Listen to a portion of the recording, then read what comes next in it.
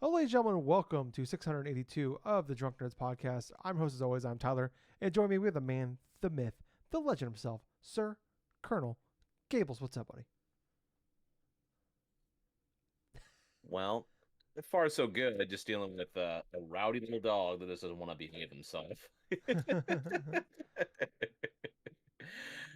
But other than that, though, this week has been pretty decent. The work weeks was fairly nice. I did have a chance to play a little bit of game stuff, but on top of that, I was just kind of delving in and out of the whole Gamescom stuff. Yeah, But yeah. other than that, how have you been doing, Tyler? I'm doing all right. Clanging and banging as always. Nice little week. We're getting closer and closer to fall time, my favorite time of the year. Still plugging away on these Oktoberfest I bought. And Gables, I also made another purchase here. A big one here. One that you might find interesting that makes you excited. I bought Persona 5 Royale. Okay, how did I'm actually impressed that you managed to buy this game. What prompted this? As a number one Atlas fan on the podcast, I feel like, I haven't beat this one. I should probably beat it. I beat Metaphor and Persona 3 Reload last year, Yeah. and loved those games. Both ended up on my top 10 list last year.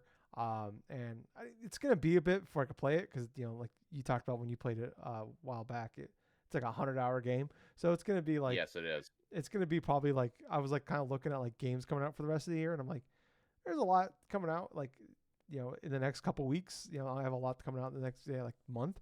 And then I don't know, like October's a little busy, not as crazy, but like I'm like, okay, maybe like after Pokemon, like so like late October maybe.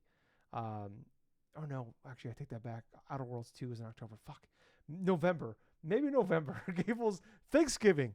That sounds like a good time to start this game, maybe. So yeah, it's just I've been wanting to play it, and it was on sale for like $25. I was like, how much is it like just to buy it digitally? And it's like it was like full price still, and I'm like, okay, $25 for physical, whatever, I'll buy it.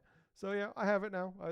I just bought it because like I said, I saw it was on sale, so figured pick it up, and yeah, it might take a few months to get to, but hey, I got it. So yeah, I'm excited to eventually check it out. But that's a kind of cool thing to show you there, Gable. So, but Well, I'm definitely excited for you to go and give it a shot. I mean, when I initially started it up, I could not just put the controller down after I started playing it. yeah, It's yeah, almost been like around 5 years since then, but holy crap, though. That was an experience from beginning to end. There were definitely some fun challenges that presented itself while I was going through some of these initial dungeons and some of these initial things. But I did love how the story captivated me to keep on going through the entire time through. And I'll yeah, tell you what, for a video game like that, that's extremely difficult to get the player's attention for a long period of time, let alone almost like a couple weeks worth of content just yeah, doing that. yeah, yeah. So I mean, it's gonna take me a while because like I mean, when I was out with my broken ankle last year, like it took me like being home all day. It still took me like 3 weeks to beat Persona, and then like I think like 2 or 3 weeks to beat Metaphor. So I know it's gonna take me, especially working, it's gonna take me like a couple months probably. But I figured, you know, December is usually pretty quiet, so if I can, game like new game wise, so very be a good time to jump into it. So, but other than that, I'm doing okay. Clinging to Bing as always. Just ready for fall to get here, get nice and cool outside. And I bought a bunch of pumpkin candles, Gables. Oh, We're getting older. Like I just it's sad how excited I get about getting new candles. Just for the house. And it's how, like a couple weeks ago I bought a new couch that's becoming it. I think in 2 weeks I'll finally get that son of a bitch. oh, good. So just adult things.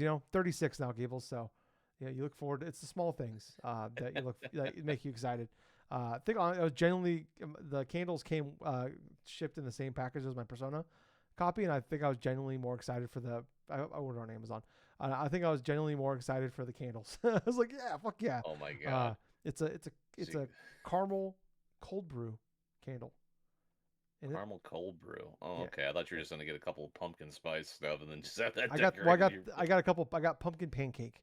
That Oh, smells okay. fantastic. That's not bad. Yeah, that was pretty good. Yeah, and I got like a apple pumpkin one. Anyways, I'm really excited, and I just sound really old right now. But yeah, it's just yeah, I don't know. These are like the little things I get excited for. You gotta treat yourself with a nice little candle every now and again. So, but then Yeah. I'm doing okay. But Gables, Yeah. we're here. We get together every week to talk about video games and everything we love about them. I'm Tyler. That's Gables. We get together, like I said, every week. We just do this for fun. We don't get paid to do this. We just do it because we like video games. So if you want to support us, we have full-time jobs. You want to support us anyway, youtube.com/DrunkNerds. Find us there. If you want to, not only hit that like button, hit that subscribe button, leave the comments, helps us out with the algorithm. But if you really like to, for just $1 a month, you can actually sign up for a membership. We don't have like any extra like special things to like give you for it, but just hey, like a little, hey, appreciate what you're doing, like what you're doing, helps us out. We do, like I said, we like makes us feel good inside.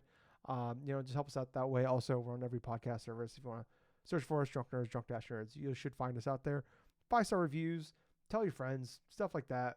Really would help us out. All that fun stuff. So even if you don't, like, maybe you're watching us or listening to us one place, if you can just go over and subscribe to us on the other place, that would help us out. Just seeing the numbers go up feels good. We're gamers. We like seeing numbers go up.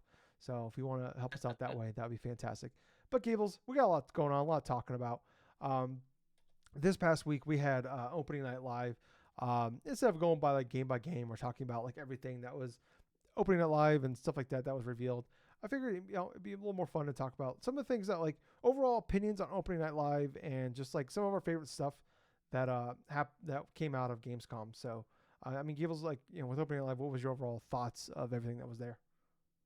Honestly, my overall thoughts of the opening live segment it was rather interesting in certain parts of it. Obviously, the biggest surprise is finally getting a concrete release date for Hollow Knight's Silksong. Yeah. It's been such a meme now for the past 7 some odd years, but at the same point, it's so relieving to actually see them initially like go through the announcement of, okay, this is going to be coming soon, blah blah blah, and so on and so forth, and that's what led to the initial thing from Team Cherry. I think it was like the day after, or not that day after, but the Thursday after that and stuff is when Team Cherry finally announced the release date. So I was mistaken. They didn't do it live on the initial things, but just seeing Silksong's, just hearing Jeff Tequila kind of talk about it, and then seeing new footage of the thing and it looking fantastic. Yeah, that was a good highlight. And obviously, another highlight would have to have been Resident Evil Requiem, because that initial introduction trailer for not just the main protagonist, but her mother and stuff, we got a full-on view of this, like her mom and stuff, and it's one of the protagonists from Resident Evil Outbreak. Yeah. Still so weird. And it's so funny. They kind of insinuated throughout that trailer that she just pretty much gets killed off or something like that by the end. But yeah, that was a cool little homage and stuff to longtime Resident Evil fans. It's like, yeah, if you've played those initial games, including the subsidiary games like the Outbreak series, or some of that sort, you're gonna get a lot more out of it. Other than that, there were a couple other things that kind of struck my interest a bit. I'm just going through and just opening up the initial web link here that you just sent me here. Oh yeah. Yeah, there's just a couple things that did kind of strike my fancy. What's kind of funny is, like, how the beat 'em up genre, since it's kind of been revived thanks in large part to Streets of Rage 4 and like Splinter's like the TMNT beat 'em up and stuff. Splinter's Revenge, yeah. Yeah, Splinter's Revenge and stuff. Shredder's Revenge. Yeah. Splinter's Revenge. Yeah, that'd be kind of funny. Thanks in large part to those two games, it's been like a resurgence of the beat 'em up genre, and we're seeing all sorts of different IPs just trying to toss their hat into things, from like G.I. Joe, Double Dragon again, like even some obscure ones like Toxic Commando for some reason has like a beat 'em up thing coming on, like some time. With like the Power Ranger game last year. Yeah, the Power Ranger game last year and stuff. Well, they introduced one that was kind of a little bit more another 80s like popular cartoon from back in the day, and that was He-Man the Masters of the Universe, Dragon Pearl and Destruction, which, honestly, looking at it, it didn't look half bad. A lot of the character models are literally like one for one of the animated show from way back when in the 80s. Yeah. But other than that, it just seemed like it was silky smooth, like nothing like very cut and dry in terms of like just a quick cash grab or anything like that stuff. So that was kind of interesting. What was interesting though was the anime that was unveiled and stuff for Sekiro, Yeah. Shadows Die Twice. This is supposed to be like I think it was a sequel or something to Sekiro or something. Oh, okay. I think that's what they were saying. But from the initial look of it, it looks pretty good. I mean, I'm not gonna lie though, I have not seen too much of like Crunchyroll, like original series stuff. But the Sekiro stuff has me interested because I've delved a little bit into the Sekiro game and stuff on PS4 way back when. But I did like the announcement of the Lego Batman because it just Yes. looks like the Lego version of the best of Batman movies. Yeah, especially like really the Nolan movies. For Oh yeah, the Nolan movies, the whole initial scenes and stuff from Batman Returns. The whole chase with the penguin and all the little Lego like little Lego like freaking penguins and shit. hmm That's so funny. Um, let's see what else here. For some weird reason, there was a major unveil for the collaboration between Monster Hunter Wilds and Final Fantasy 14, Yeah. which it's just in large part they've done this once before, both Square Enix and Capcom, to where they've had these initial series cross paths before for different types of like team up stuff. But for this one, in terms of like say Monster Hunter, it's going to be coming out like late September, and you get to obviously do like things like with mounts and like different types of weapons and loadouts and You get the stuff from chocobos what and it stuff. looked like. Chocobos, yeah, riding chocobos inside of Monster Hunter Wilds. That's actually pretty fun. That's pretty cool. Something more along your alley here, Tyler. It looks like they did have a little teaser for Fallout Season 2. Yes, yes. The little trailer for that looks excellent. They're going to New Vegas, so Hmm. there's a lot of teases and stuff like that. We see the Death Claw. Get a little Yes. quick tease of that. Yeah, I'm super pumped. I really love that first season. So it's coming, I think December 17th. So yeah, that oh man, Yes. I'm so pumped for that show. Let's see. I think we saw a little. Yeah, I kind of liked a little bit more of what we saw for Ghost of Yote and stuff. Yeah, They introduced the whole co-op like Legends mode yep, that's coming stuff next from year. like what happened with the first game, but that's going to be arriving in 2026. But for one of their last moment things I kind of liked though was an unveiling of another Black Myth series game, but this one's going to be of Zhongkui. So they just did like a short CGI trailer and everything and stuff, but yeah, there's no official release date. They're just going through into starting off with the conceptual stuff.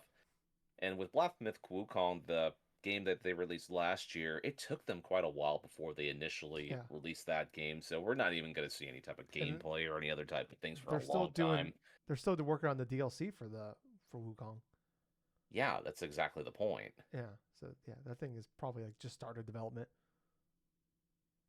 Yeah, so overall, my initial favorites were the Resident Evil Requiem trailer, the friggin' Hollow Knight Silksong stuff, and obviously, well, yeah, obviously like those initial things. But I thought the whole like opening night stuff was fine and stuff. Obviously, there were some stinkers and stuff like with Bubsy 3, like 4D and stuff like that, and Yeah, I think that's fun though. It's just like, hey, like this is like a yeah, dumb thing that we're doing. Like they know that like they know it's bad, so yeah. I don't And know. sometimes that could be a little bit worse. It's like it's bad. You're gonna just go ahead, just delve really into it, into Mm, like a freaking into like a 3D sequel to like one of the worst PS1 games of all time. yeah, Oh, then again, this is the gaming industry. I mean, hell, they allowed Shaq Fu 2 to happen. that's true. Yeah, Anyway, we see some weird shit. Yeah, I saw someone brought up a good point. Is like it's crazy that we're getting more Bubsy games in 2025 than we are like Mega Man games. oh, that's depressing. Yeah. um, but yeah, no, I thought it was an okay show. It's like the opening night live, like Keely's talked about, like opening night live was like more of a Gamescom thing. Like they came to him because they wanted more Mm, event size. Make Gamescom yes. a bigger deal, especially like as E3 was kind of like obviously dying off, and it's just in a weird spot because like we're it's like mid to late August, and it's like Summer Game Fest is great. E3 time was always great because like it really kind of like set up like the original idea of E3 was always like it was like marketing to like stores for like what's coming in the holiday season. And obviously Yeah. it's changed quite a bit since like the original what that was. But it was like there's still a lot of like I always like Summer Game Fest or E3 because it was like gave you like okay cool like it gave you dates or at least like time periods and like windows and stuff like okay like I know I'm gonna play like for the most part I have the majority of the games I'm gonna be playing for the rest of the year. That's the way I look at it. And then like Game Awards is great because usually kind of does the same thing, but it's like the first half of the year, and you got usually some of the bigger announcements are there. Like the Game Awards is obviously like the number one most important thing for Keeley.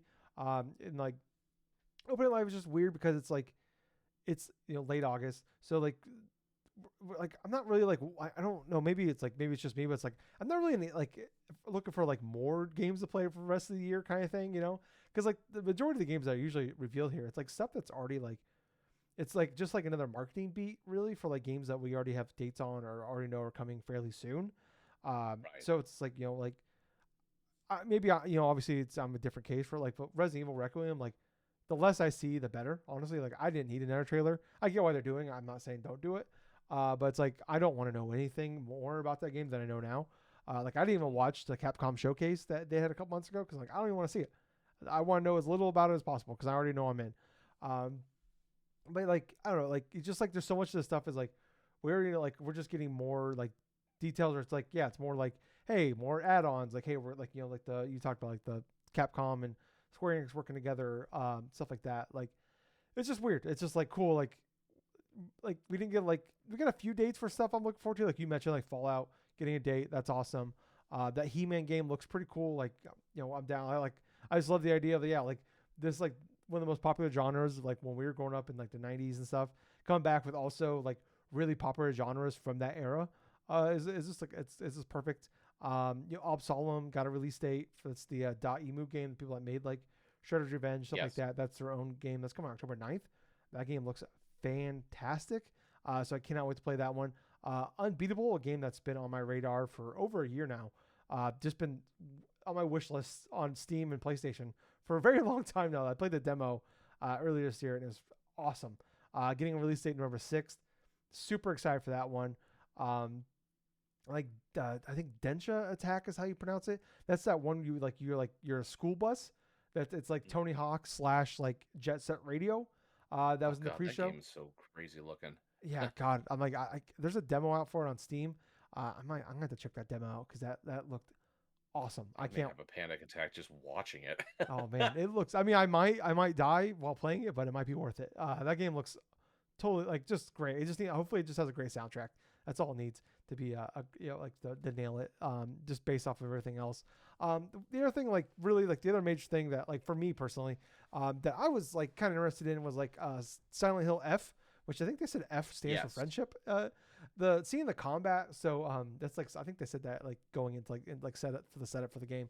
But like it was like first time I think about, at least personally I've seen it, like it might have been out there, I just haven't been looking for it, but like seeing the combat, and there was like a preview event I think a couple weeks ago that came out about it, and people were saying it's like more Soulsy, which I'm interested in. Like, do they mean more gameplay style Soulsy, or like is it like do we have souls and stuff? Like I don't know, like maybe they meant more like the combat is more like Souls like, which I'm fine with. I just don't want a actual Souls like Silent Hill game. So I'm hoping that's it's weird. I'm hoping it's more like, hey, like we're gonna make the combat better, so we're gonna use the because the combat in those games unquestionably is fantastic. So like if they can just make a decent like a good version of that, but like and Silent Hill, like I'm down for that. Like I don't have a problem with that one.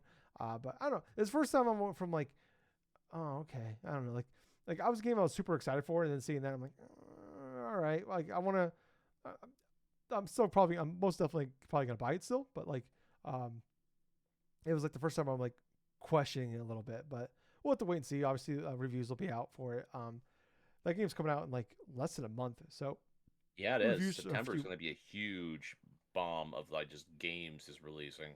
Yeah, I mean, I'm looking at like fucking next week. We have like, I mean, Gears is a a remaster. Gears Reloaded. Yeah. Metal Gear Solid Delta comes out on Tuesday. Oh god, yeah. Also on Tuesday is also Gears. Tuesday is also that Helldivers Halo war bond for fucking Helldivers 2. So I'm like, God damn it! Like Tuesday's a big day for gaming. I'm like, okay, well I'm back and Helldivers. I want to play that, so I'm gonna buy that War Bond for sure. I think it's like $8 for that. I'm like, okay, I'm in. So yeah, I'm gonna have to jump back. I'm gonna have to dive back Good. into Helldivers. I'm gonna dive back into Helldivers. I'm gonna actually dive into Helldivers and stuff, and actually get that Halo pack because that's Oh probably man, gonna be what's gonna introduce me to play it. yeah, oh yeah, it's oh man, I'm so God, Gables. If you get into it, hit me up, buddy. I'll be I'll Yeah. be playing that probably. I'll be jumping back in at least for probably a couple weeks here. Yeah, but I'm just like yeah, it's like I think like the week after that is fucking. I got Lost Soul Sides like August 29th. That's next Tuesday. And then like the week after that, there's wait, is Lost Soul Sides? Lost Soul Sides on Friday. Fuck. Oh my god.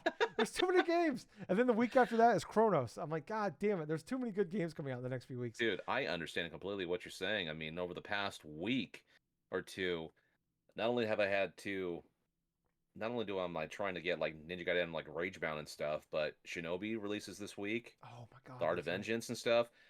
Shantae, the Advanced Revolution, that one just released not too long ago and stuff.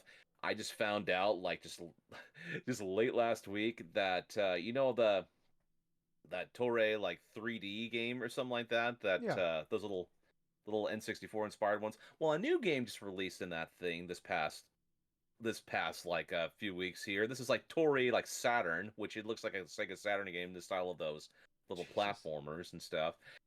On top of that, yeah, just on top of that though, it's like what you were saying, Metal Gear Solid like Delta, Snake Eater and stuff. I want to delve into that, so there is definitely like about a good solid chunk of like 5 or 6 games, as well as a couple of games I've been interested that I wanted to play this year that are also in that level, that chunk that are on sale right now. I'm like, oh god, there's Pipsicallo, there's that Yeah, it's Ender fucking 15 Magnolia bucks. stuff. I bought it. I'm like, I don't know when I'm gonna play it, but I bought it.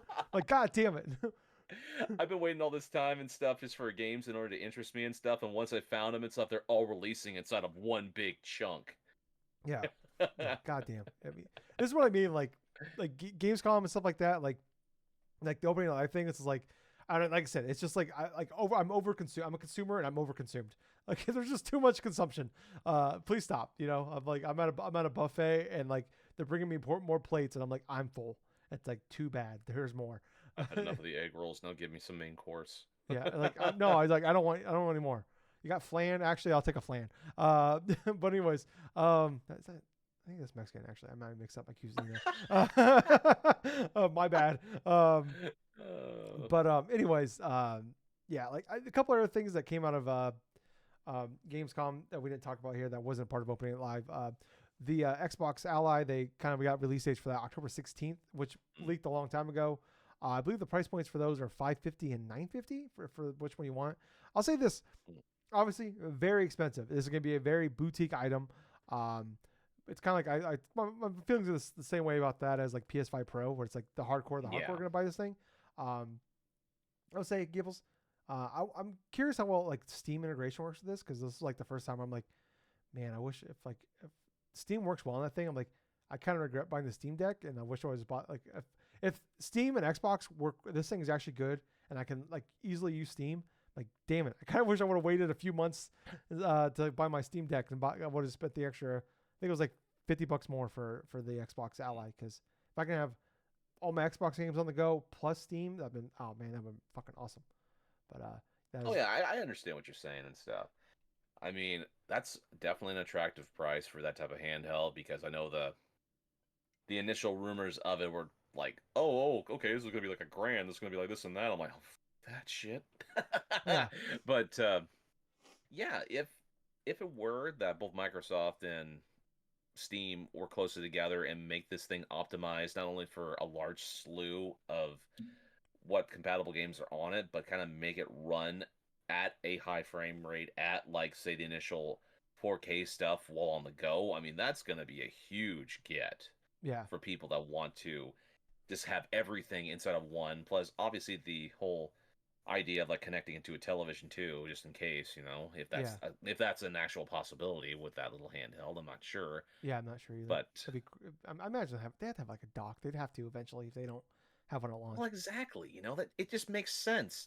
I mean, ever since the introduction of the Nintendo Switch way back when and stuff, it's like if you're making a dedicated gaming handheld, or even in regard to something that's close to that, you have to have a dock that's going to plug it for home use and stuff. Yeah. Because otherwise, it's like, why the hell are you paying all this money just to have just a handheld experience, right? Without having the full on effect of having a huge screen Yeah. just to enjoy it in your living room. Yeah. Yeah. So hopefully, I mean, I don't know. We'll have to wait and see. And I'm curious what people think overall when it comes out. And then, like you talked about Gables, like the last thing, I guess people have been playing Elden Ring on Switch too, and apparently it runs like dog shit. So just Oh, I that's a guess like shame. handheld, people are saying it runs like 15 frames a second. So just a heads up on that one. Um, You know, that does not make any freaking sense to it me. runs on Steam I Deck. mean, I don't know. I like it runs fairly well on Steam Deck at launch. Like, and that was like four that's what years makes ago, 3 years that's what ago. makes it even more perplexing. This is a game. If they're like running the PS4 version of this game on the Switch 2, it should be fucking optimized to the extent to where it would at least be consistent, like 30 frames or something on the initial thing at like 1080p. Yeah. If you're gonna go and do that, and it just does not make sense to me that this is a game that should have been fine-tuned and stuff. I just kind of wonder if there were just a couple of obstacles in the way that they were doing to try to port this game onto the Switch too. Yeah. Like not getting enough in terms of the dev kit stuff, counting a lot of bugs because of well, the initial setup of the specs of the Switch 2 is kind of a little bit wonky or something. I Yeah. mean, I, I, I mean, it's a shame because yeah. this would be a great seller on their platform if they gave them all the proper tools. Yeah. Well, it's like you gotta imagine they're one of the first ones to get a dev kit because they're doing that Switch 2 exclusive game next year. Exactly. So I mean, I Even don't know. more so. It's weird. It's just to me, it's more concerning the fact that like, I mean, they said it was supposed to come this year and we haven't got a date yet for it, which is kind of weird for being a port. But like, they're like, okay, maybe they need more time to work this out. Like that's fine. Mm-hmm. Obviously, take your time with this thing. But it's just like, why would you show us off at Gamescom? Like that's like the big Exactly. Like, it's like I always talk about like preview events stuff like that. Sometimes like for the most part, like I'm not here to like get like people's impressions like, oh, the game, like this game is really good, or like I really like, because they like those things are built to like, and I think a lot of people know that when they play them, like these are built to show you the best parts. And to me, it's always like I talk like Silent Hill F, like getting like, okay, what's the core gameplay of this gonna be about? So it's always like I always take like the people's like some of the stuff with a grain of salt, but it's like, oh, okay, it's like get some interesting tidbits out of it. And it's like it's weird to me, like usually like these things, like same with like like these events where it's like they are trying to show you the best, put the best foot forward. It's just weird to me, like Yes. it runs badly, like very badly. So like I said, it works on a Steam Deck, which is a 4-year-old, 3-year-old platform at this point. So at launch, so it's weird. But Yeah, I don't understand why they just did not why they brought the initial build over to Gamescom if it's running in that poor of shape, because now you're giving people the impression of, well, I'm not gonna go ahead and double dip on this thing on the Switch too and stuff like that. If anything, that's with yeah, that not running like consistently, is like might as well just play it on Steam, might as well play it on the platform of choice that you've already have it for already and stuff, especially if you're gonna be delving into the new Xbox handheld, or get yourself a Steam OLED or whatever the hell you want to do with it. yeah, It's just baffling. This yeah. It's like decision's baffling. you're already taking like you're already getting a worse version of that game. But yeah, the fact if it Right. runs badly on top of that, that's even worse. So, um, but moving on here, Gables. So yeah, like you mentioned Silksong coming on December 4th. That was really cool the way it did it. I like the fact that like they just did their own event. Like yeah, Jeff Keighley got to announce it. He kind of teased it the day before online. So yeah, that was really cool. Coming like I like the fact that it's coming soon because like that's something we talked like I think a lot of people have talked about for a long time is like this thing when they finally get a date for it, it needs to be like now or like in the next like month. So it's cool. It's coming out in a couple weeks. And Jason Schreier had a story about like had a whole like he put an article out about talking to the people that are working on it in Team Cherry, and it wasn't like it wasn't like development hell, wasn't issues. It was just like No.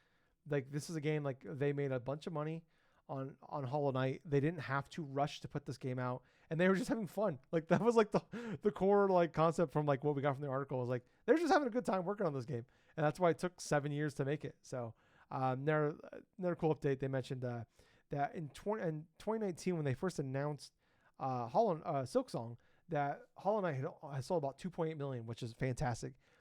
Wow. From the announcement of Silksong to now, they have surpassed 15 million sold copies of Hollow Knight. That's a major success for Yeah. that game, and warranted too, because there's a part of the reason why people consider that one of the best Metroidvanias in the realm of, say, like a Super Metroid or a Symphony of the Night. But, what was funny is seeing the reactions of people as soon as that release thing was announced by Team Cherry, like in that coming like within a few weeks Yeah. after they dropped that trailer.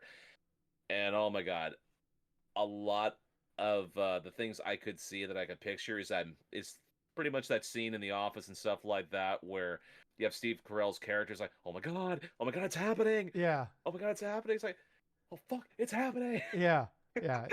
I said a thing on when Keely teased it. I have some a bunch of friends that like they don't pay attention to like gaming like we do. So I sent them the thing like a little Yeah, teaser. Hey, tomorrow. And they're like whatever. And then I sent it on Monday. Then Tuesday they announced the event, and I'm like cool. Here you go. And I sent it to. It was just like excited to see how excited they were for the actual release date. So yeah, yeah. that was pretty cool. But next up here, Gables. This might be more of a Gables section here. All right. So we had the Kirby Air Raiders Direct on, I believe that was on Tuesday as well. So right before opening it live. So Tuesday was a very busy day for like just getting off work and like trying to keep like staying off the internet Right. and just trying to watch all the content. It was a lot. Tuesday was a very busy day for me. But I mean, Gables, you watched the 45-minute long Kirby Air Raider Direct. Right. Kind of, what was your thoughts on the Direct, and how excited are you for this coming November 20th? How excited are you for Kirby Air Raider? Okay, so what I'm interested in terms of this Air Ride Direct and stuff was I wanted to see more of the meat and the potatoes of what would pertain inside of this game as a whole, because I never had a chance to play the original game on the GameCube.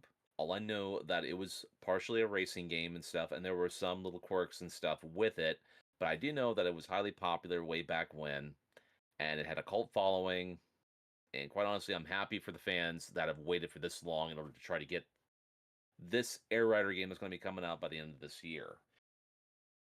As far as the gameplay and stuff looks, it looks pretty good. Hmm. Honestly, it definitely looks like a little bit more evolved in terms of some spots that I would think for when it comes to Mario Kart World, which, Mario Kart World looks solid, played solid. At the same point, when it comes to Kirby's Air Ride and stuff, it definitely is a little bit more basic than Mario Kart World in some aspects of it, but I do like a lot of what they have went through for design stuff. They added a little bit of other stuff to it as well. Like for example, what's kind of funny is like they added a special button because it was Yeah, mostly played with like one button on the GameCube, they added a second and button. so Did you like my 911 meme I sent you? see The one I when sang with George Bush oh my god, I when they have to whispered fire in his this ear. one They back. added a second button. Oh yeah, that's right. That's right. Oh my Gables god. laughed at a I looked 911 joke. People, I got him, ladies and gentlemen. We got him. Mission accomplished. So I'm gonna like drop a banner. Damn it! Should have Oh dropped. I my had to show like god. a I think pull string. dude, I laughed at it because it was just one of those things. I'm like, really? And I just had an off like laugh. Like, of course you went there. It was the for people that obviously they're not in our DMs. It was a meme of the person whispering in George Bush's ear saying they hit the second tower, but it's the guy saying they added a second button. So that was a meme. It was very funny. God. But as far as the game in and of itself is concerned and stuff, it looks good. There's a bunch of like new characters that kind of got introduced inside of this realm as well. It makes me want to play this. I mean, it really does because it seems like to me that there was a little bit more effort put into this Kirby's Air Ride game. Obviously, Sakurai personally responsible in terms of helping develop this game, so of course there's going to be a little bit more intricate stuff.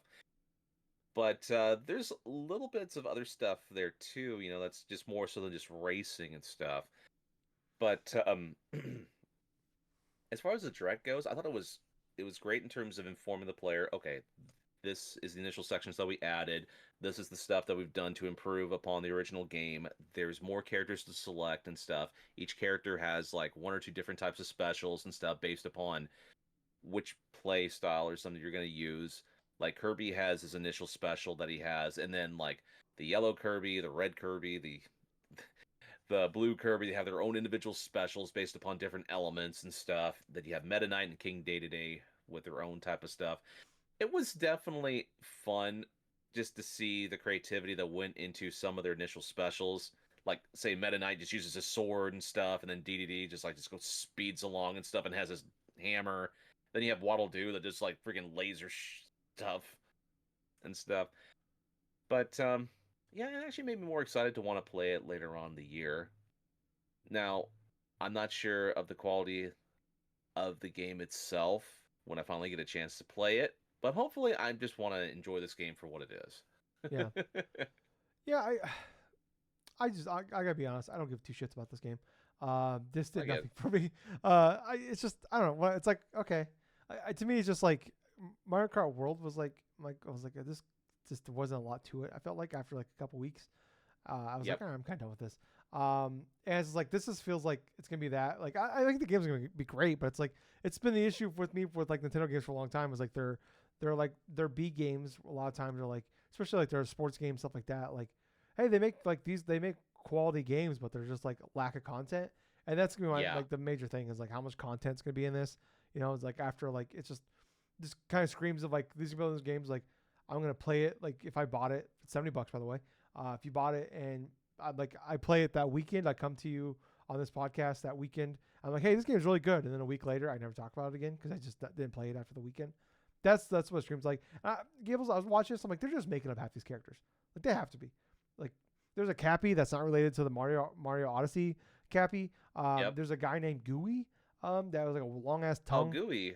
Gooey's actually a character that you could play as in co-op mode for Kirby Dream Land 3. It's an obscure reference, I get it. And the Cappy is more or less like one of the styles of the Cappy characters from the original Dreamland and stuff. I'll tell you what, though, in terms of like piggybacking on what else that you've said in terms of like the content sort of being kind of a little bit like less of depth in terms of some of the previous Nintendo releases here, I kind of akin it to like say a little package of bubble yum gum to where it's super sweet, you know, they have a lot of flavor, they have a lot of things, it tastes so good and stuff, but it doesn't last a long time. It just lasts maybe for like a passing moment until finally you go on to another stick of gum.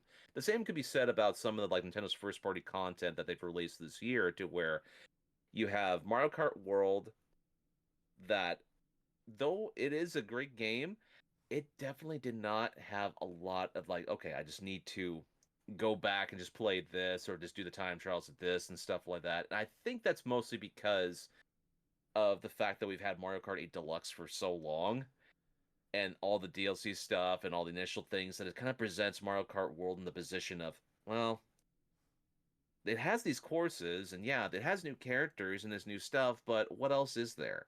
You know, we're kind of conditioned to expect more from the initial Mario Kart experience. Yeah.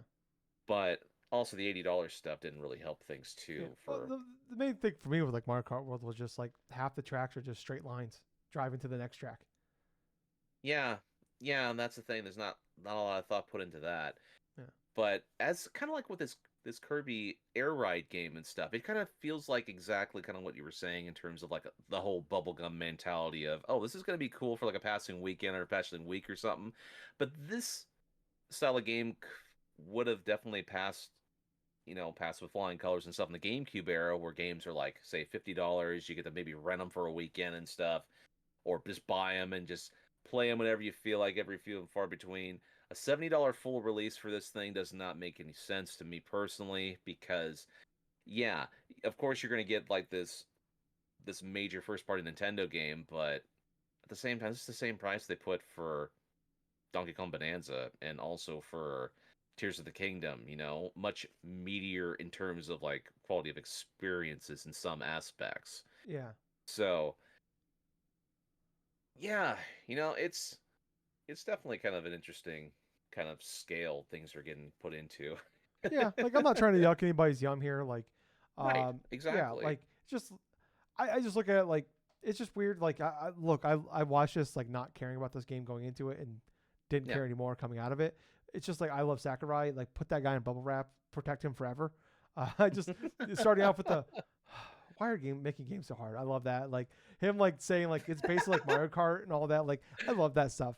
But it is funny. Like but it's weird though because especially like he even says like it's basically like Mario Kart coming out 5 months after Mario Kart. It's like it would almost be better off like this game came out like a year from now type of thing as well. Like we're getting two like racer like games and like from exclusive Nintendo games come out in a few months stretch. So I don't know, like people are excited for it. I'm excited. I'm excited for you.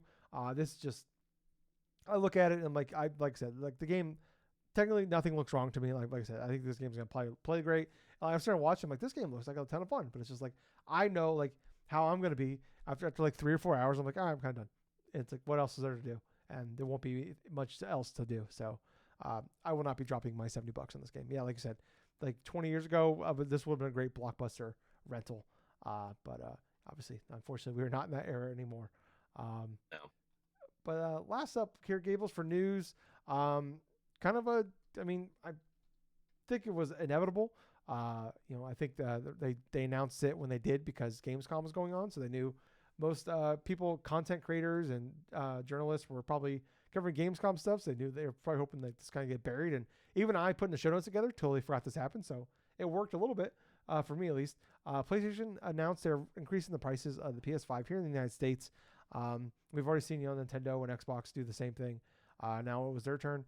PS5, the base model goes from $500 to $550. The digital edition goes from $450 to $500, which I believe it was $400 already. So that's up a full $100 I believe since launch. And then the PS5 Pro goes from $700 to $750. What I don't like about this is just how quick they were so quick to announce this during the middle of Gamescom stuff, and on top of that, it being kind of subsequently almost buried in the news in and of itself among other things going on and stuff. So it just kind of felt sort of scummy in terms of that stuff. I mean, I get the aspect of having to companies increasing their like electronics because of tariff stuff, but at the same time, we're looking at it kind of like in the way of like say with Microsoft and also with Nintendo to some extent, to where a lot of these systems, for the original like PS5 stuff, just more cost added on to that, especially like 5 years later after that initial console was released. I mean, we just seen the Switch 8.5 years later go up in price. So exactly, it doesn't make any fucking sense to me. And quite honestly, they should bite the bullet and fucking get the losses and stuff. They're not losing anything major with this stuff, with the profits that they're making. So honestly, I hate the whole aspect of the price increases personally. But it's like, I mean, with like the PlayStation and Xbox stuff like that, you hear about like the margins on selling consoles is already really thin anyways, because like usually, I mean, for the longest time they always like talk about they sold them at a loss because they won't be able to buy it because they make the money back on people buying games. That just hasn't been the case anymore with this stuff. Is like I said, they used to sell these things for like $200. Obviously, it was 20 years ago when they would do that, and like, hey, they would sell them for that price, but people would buy a bunch of games and they make that money back day one. They don't want to do that anymore. So yeah, it's just I don't know how to feel about it. It's just like on one hand, it's hard to blame them because like, hey, like their price went up, so like it's like I get it. It's like one of those things where it's like I don't know. It's just I don't know how to feel about it because it's like I get why they're doing it. It's like their price went up for no real reason. So now I guess our price has to go up for it. So I don't know. It's just it was inevitable. So I think that's part of it too. It was like this wasn't like okay, like the Switch one was more baffling just because it was an 8+ year old console. Yes. This one is like I mean, but it's the day and age like the PS4 never really dropped in price either. So it's just like we just don't like. Eventually it did towards the end, but like it kind of just stuck at that price point for a long time. I guess it dropped when the PS4 Pro came out. It dropped $100, but the PS4 Pro took over the $400 price point. But yeah, like that's just not how it is anymore. Prices don't go down on these things; they only go up. Unfortunately, it's crazy to think about, But yeah, I don't know. It's just I saw that news. I'm like, huh, okay, all right. I mean, it's just you were just waiting for him to hit the button. It's like I'm gonna feel the same way when the Any Switch excuse 2. for them to hit the button. Yeah, I mean the Switch 2 is gonna. I mean that's gonna go up. I wouldn't. I don't think Absolutely. I don't think it's gonna go up till probably after the holidays. But like I feel like I mean also like I think I look at Xbox and them raising the prices too. It's like we're gonna raise prices and it's gonna sell a lot more when GTA 6 comes out next year, assuming it does. So yeah, I don't know. I mean I imagine, like I said, Switch 2 is probably gonna go up probably in the next 6-8 months. We're gonna be having that same conversation, and when I see that, I'm like, I mean like it's frustrating to see it, but it's I don't know what else to do. I don't know what else they're supposed to do either. When like I said, the margins on these things are very thin, and their price just went up on it. So the price of making it went up. So someone's got to eat that cost, and unfortunately, the consumers are the ones that are always gonna eat the cost on prices. So yeah, That's very true. Because at the end of the day, pretty much any type of purchases and stuff, you vote with your wallet as a consumer. If you feel that's the type of cost you want to spend on that, I mean, more power to you. But for a good amount, a good chunk of us that don't want to spend that amount and just want to do something completely different, I mean, that's fine too. It's just that when you have a lot of these gaming consoles that are just subsequently just increasing costs and stuff, it almost feels like day by day this is happening. Like week by week, there's some sort of new increase here and there. Not a lot of which is like controllable through the, like say, the companies themselves, and are partially due to some tariffs and stuff. But it just kind of makes it feel like it's sort of graduating itself into people becoming less interested in wanting to invest inside of video games as a whole, on top of people just going streamlining. Okay, I'm just going to go directly to one platform. That's PC. yeah. Or That's they're just gonna buy a one thought. console and they're gonna stick with it. So Yep, yeah, I mean absolutely. yeah, it's like that's always been my argument is like take the but I mean that's just not the way it works anymore now, especially with these publicly traded companies. They want as much profits, and they only like I said, I talk about all the time. It's like a lot of these leaderships, they're only going to be around for a handful of years and they're going to be out. So that's the next whatever issues they do in the short term is their problem. It's not the next guys. They're just trying to make sure they hit their bonuses now, so they want their money quickly. It's like I talk about. It was like when you have a GM and a head coach and like a football team or a basketball team, and they're on the hot seat, or they know they're all going to be around for a year or two. They're going to start betting the future to make things better now, because if they don't turn things around quickly, they're gone. That's the same case. It's like, okay, well, if that fails or they something happens, the next guy's got to clean that mess up. So I'd be great if like consoles went back down and eventually like, okay, like in 2025 maybe the price goes down to eventually $300 for these consoles, like PS5 and the Xbox Series. But like they might sell way more copies of these games because now people are buying them because they went down in price. But I don't know. I mean, it's just not the day and age unfortunately we live in, which sucks. But Gables, let's jump into what we've been playing, buddy. Do you want to go first, or shall I go first? We'll have you go first this time. Okay. So I've been playing one game. It's the same game I talked about a little bit last week.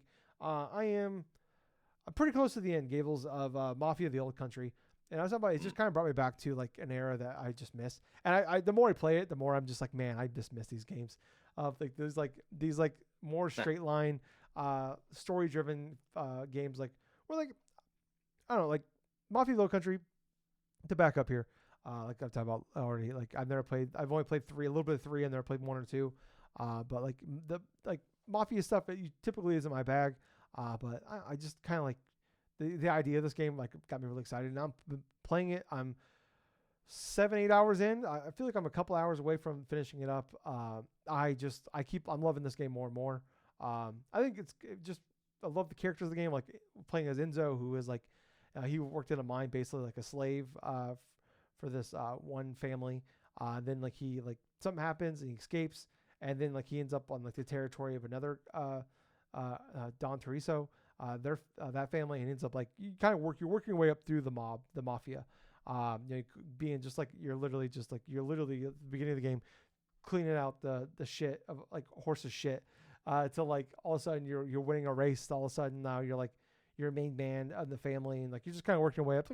Like not an unusual story that we've seen in like these kind of games in the past, or even the movies and stuff. But I'm really liking these characters, like the people in your team.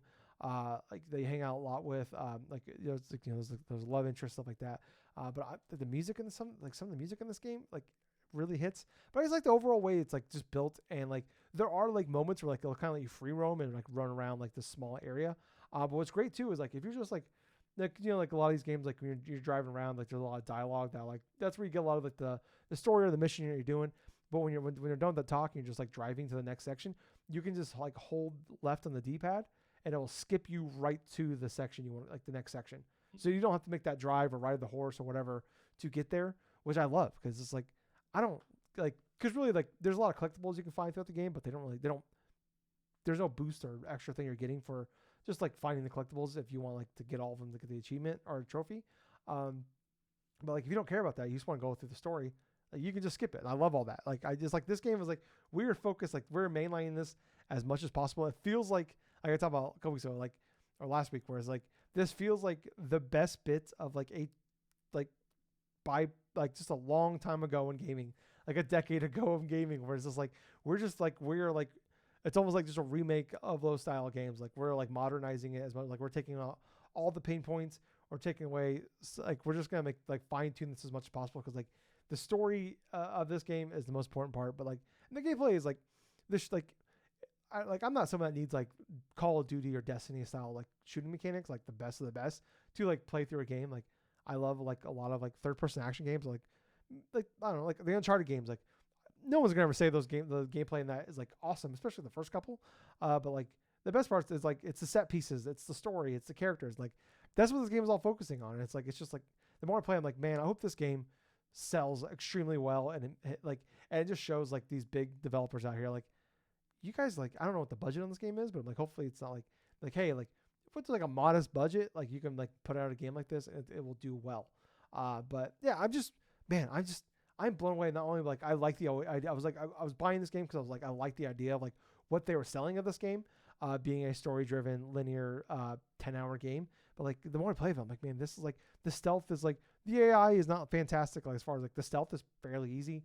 Like the combat is like nothing gameplay wise is gonna like it's nothing new. It's like it is very I don't want to say bare bones, but it's not like you're not this isn't Hitman, by any stretch. But like I'm having a good time just like going through these areas and like kind of wandering around. Like when you get to like these, like you can like attack it from multiple ways and just like going around and like fighting these guys and like finding little collectibles along the way, or finding like you can find like safes that give you like a bunch of money which you can like upgrade. Like you have like the you have like basically like these like beads and stuff like that. Like they have like different like things will help you out. Like you can carry more bandages, or you feel like when you're about to die, you turn invincible for like a few seconds, stuff like that. Or when you loot somebody, you can like loot them faster, or you can get more money when you loot bodies and stuff like that. So yeah, it's like it's not like I said, it's not like this is not redoing anything, but it's like it doesn't have to. And I just like, man, like I'm playing this. I'm like, man, I hope, like I know we live in a day and age where like we are like I was just joking a couple like 20 minutes ago, like we are overconsumed. I'm overconsumed right now, but it's like we just live in this era though where it's like it's so like I can't keep up with the things I want to play or want to watch. I'm always like I just have a list of like movies and TV shows and video games. Like these are things I want to play, and it's like it's just it feels like it's getting longer faster than I'm getting rid of things. But it's like, man, like it sucks that we live in a world where it's like if it's not a 9 out of 10, like I don't have time for it type of thing. But like the fact this is like this is like if you're like a game that like you're not going to be like a game of the year contender. You're not going to be like this game of the generation type of thing, or a game of the whatever, like like a top game. But it's like this is what you should be aiming for instead of trying to be like a AA version of a free to play game, or like a gigantic open world game, like this bloated 30-40 plus hour game. Like if you're a smaller team, a smaller game, like this is what you should aim for. Like I want. Like this is like we talk about like AA has kind of gone away over the last decade, and it's like this is where I think AA can like find their niche of like, hey, we're gonna make good quality games. That's like, yeah, they're gonna be 8 out of 10s, 7 out of 10s, whatever. But like that's not a bad thing, especially when you're 8 to 10 hours. Like it's crazy to think, Gables, that like in 2025, an 8 to 10 hour game, like saying a game is 8 to 10 hours is a selling point. It's like it's just so nuts to me. Like we talk about like. I don't know, like I'm looking at like Metal Gear Solid Delta, as people were talking about. I was like, yeah, it took me like 12 hours. I'm like, fuck yeah, let's go. Give me more of those, Like, yeah, this is awesome. It's like, I don't know, like Chronos, I don't think it's going to be a very long game either, Like Gears Reloaded, it's not going to be a super long game. We know that. It's like, fuck, I'm like, yeah, this is awesome. Like, yes, more of these, please. So I don't know, like I think the game's really good. Like it's $50. I'm not like I don't know like if this is like if you're someone like me that's like that like loves those style of games, love those type of games, like you want to see them come back and like hey support this game. I know it's a big major corporation, I know that, but like show these like you were saying earlier, Gables, if we vote with our wallet, like this is a game that like I think is worth playing. It's worth we need more of these games. And like especially like we talk about these bloated schedules of like games taking 7 years to make. They're $200+ million, and they need to sell 10 million copies to be considered a win. Like no, like $50 10-hour game that like hopefully doesn't have a crazy budget and like it just needs like a modest like just sell a couple million units and it's a win. Like this is man. I just want to scream from the rooftop, make more of these, please. But yeah, it's really good. I like it a lot. So it's like not on top of that, like it's a really good game. Like I don't know, I'm not saying it's gonna be like this game has a pretty decent chance of I think of being in my top 10 list, probably towards the bottom of it, but still like I call that a win. But yeah, that's all I've been playing, Gables. What about you, buddy? I've been playing Hollow Knight this past week. Oh, okay. So what's interesting about that is once the reveal in terms of the release date of Silksong, it got me itching to want to play Hollow Knight, and I've been looking for a reason to get back to it and just turn my brain off a little bit and just absorb myself into the world of Hollow Knight in general. It's interesting when you first start out in this game. It's so foreboding. It's so much like foreshadowing going into this stuff. It's like it's a desolate, sort of abandoned area of the first spot when you first were introduced in the world of Hollow Knight and stuff. You basically start off as a little like a soldier and stuff, a little insect soldier, getting your way towards like the main hub city and stuff that you have to visit periodically while you're going on your journey through different paths and stuff. So yeah, this is a Metroidvania. Obviously, for those that don't know what a Metroidvania is, it's basically the type of game to where you can do explorations, you get upgrades and stuff as you go along and you find them, and then you go back to previous areas, and sometimes there'll be hidden secrets that you didn't know that they were there unless you collected a specific item, or or you just happen to go upon it if there was some sort of trigger for like a cutscene or something else happens that allows you access to another area and stuff. The Metrovania stuff, popularized obviously by games like Super Metroid and Castlevania Symphony of the Night and stuff, which their innovative styles and stuff led to the creation of entirely different subgenre of these sort of action platformers and stuff. These 2D action Gables, platformers. they're called What's that? search action games. What are they called? Search action games. Search action games. I hate Yes. that term. Yeah, But that's the new term for them. well, I'm gonna shit on that term, and I'm just gonna call them what I like. It's so basic. I'll just refer to them as Metroidvanias. But anyways, as regards to Hollow Knight, I love the atmosphere of this game. So desolate, so lonely feeling and stuff, and the music is so much of a mood and stuff, just winding and stuff. Even when you first go into like the initial Hollow's Nest, you go and you delve into the initial first area of Dirtmouth, and you're just exploring along the lines and stuff, just getting your feet, wet and stuff, searching around. As far as like you encounter these different creatures, like basic bugs and stuff that crawl on the ground, or little swooping little mosquito-like insects and stuff, and then on occasion you'll find like some more formidable enemies. But each area in general have their own initial type of puzzles you have to go through and solve and stuff in order to try to advance further. And on top of that, try to avoid all the various dangers that are lurking around every corner. There are save areas, but instead of like a specific room or something, you save at benches. So basically, your little character just sits at a bench and stuff, and you can just save your game right then and there. That's also where you can go and switch out a lot of the pins that you earn throughout the game. And some of these pins can be a little bit basic, like, say, if you have a map or something, you can get like a little pin that acts as a compass to see where you're at on the map. Or in the case of like some specific abilities, you can equip the pin to do like a dash or something like that, downwards, or just do all these like quick movements and stuff. So they do vary based upon like what conditions and stuff you're looking to like achieve to try to solve a specific puzzle. I've gone through the first 3 areas, so Dirtmouth, Green Path, and also the one with little fungus, little creatures and stuff are dwelling into as well. So unique. Honestly, it's so unique. When you go into Dirtmouth and stuff, it's sort of like dusty and stuff, like abandoned sort of as type of stuff. When you go into Green Path, it's lush. There's a lot of vegetation. There's a lot of hidden insects. There's little insect enemies and stuff that kind of hide into the grass, kind of blend in. Like they'll pop out of the grass and stuff and start attacking you. As far as little boss battles go, during the first area, you encounter this big old like this hulking sort of mass and stuff of a warrior that you have to fight off, right? And the only ways you can really go through and beat this guy is if you manage to hit him enough times to where he'll get into a stun state, and all of a sudden his mask pops up, and you see this this like cute little creature's like head just pop out of the initial night summon. You have to whack the crap out of it and stuff until finally you beat him. The first time I ever played this game, it took me a few tries. This time, after like quite a few years have passed by, I actually got him the first go, which that one was really cool because it's not overly complicated. It's not like a Souls-like kind of action stuff. You just got to be more precise in terms of just doing 1 or 2 hits, then back away out of his range, then 1 or 2 hits back out of his range and stuff. In terms of like Green Path and stuff, you get to encounter the protagonist of the original, well, no, of the upcoming Silk Knight. Silksong. Oh, Silksong. Yeah, I know. It's getting late for me, honestly. The protagonist of Silksong, Hornet and stuff. You get a chance to battle against her in this different area and stuff.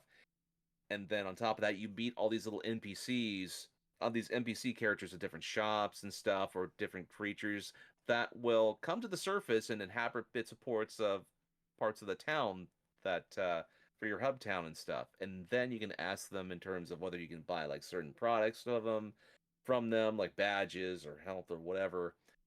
And then others will have like specific types of tasks. Like there is this bug station that acts as a warp point that when you go on and you first approach it, it's like, okay, what's this little toll here for? And all of a sudden you spend the currency. They're called Geo in this game, right? And so you spend the currency, and this big old like beetle pops up and stuff with like this old beetle with like a harness on his back and stuff like that, and he's just like, they're like, puh. Well, and it's like you just ride in the back of him and stuff, and he'll transport you from one area to the next and stuff. But it gets kind of expensive when you get onto certain areas. Like for the first area, it costs about 40 geo, and then the next one's like 140. I'm like, oh, okay, okay, so that's how they're gonna go through and use the currency here too. But yeah, I'm having a fun time just screwing around inside this game. I'm noticing a lot more detail and a lot more emphasis on why this game is regarded as a great game to many different players and stuff. I've always heard this game is fantastic. I tried playing it initially because I had a couple friends who were like, "Hey, you gotta play this game. You gotta play this game." Former coworkers pressured me, and I finally did, but then I fell off of it for quite a few years. And now with Silksong coming literally in the next couple of weeks, now I want to play it. I Yeah. have an inkling to want to actually play it organically without someone telling me, "Oh, you got to do this and do that and stuff." No, I'm gonna do my own thing. So that's pretty much what I've been doing for gaming wise, other than like just random bits of playing certain like fighting game training modes and all this other crap. But yeah, that's pretty much what I've been playing. Nice. Nice.